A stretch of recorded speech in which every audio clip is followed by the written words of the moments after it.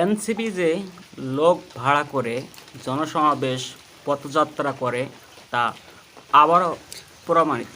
Kaler Kantho, NTV, global TV সত্য উন্মোচনও করেছেন। কারণ পথযাত্রা করছিল, এ সময় কিছু মানুষ যখন হেঁটে যায় তাদেরকে প্রশ্ন করছিল।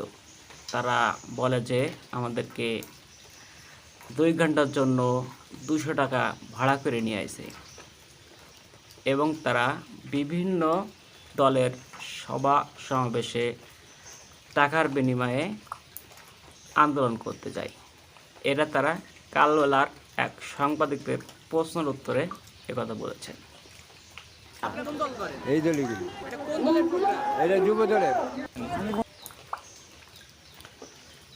এক লোক বলতেছে তাকে শুধুমাত্র 10 মিনিটের জন্য ভাড়া করে আনা হয়েছে 150 টাকার বিনিময়ে।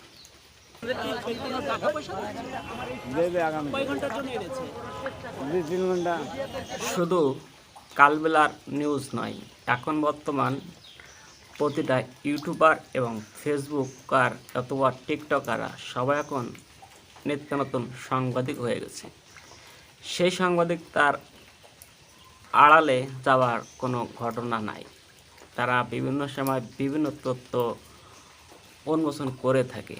কারণ এই দেশের বর্তমান পরিস্থিতিতে সব ইউটিউবাররা এখন রাজনৈতিক ম্যান হয়ে গেছে, সাংবাদিক হয়ে গেছে।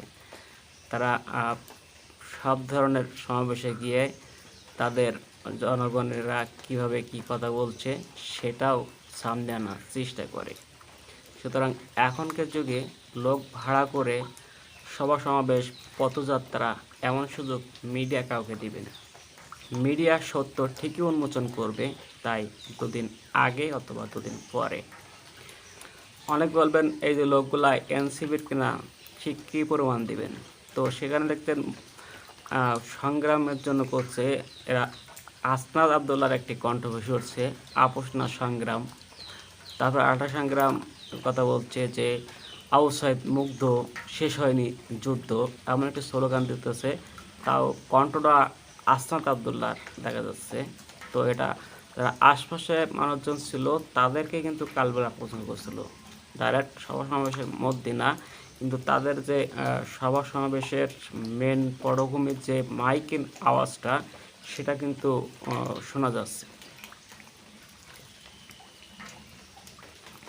তো এই মিডিয়ার যুগে লোক ভাড়া করে সভা সমাবেশ পদযাত্রা করা সম্ভব নাই। তারা কোন ইউটিউবার কিংবা কোন টিকটকের সামনে দিয়ে সত্য কথা বলে দেবে তার কোনো ঠিক নাই। তো যারা লোক ভাড়া করে মিটিংয়ে লোক সংখ্যা বাড়াতেছেন তারা এসব ভিডিও দেখে একটু শিক্ষা নেবেন। ধন্যবাদ।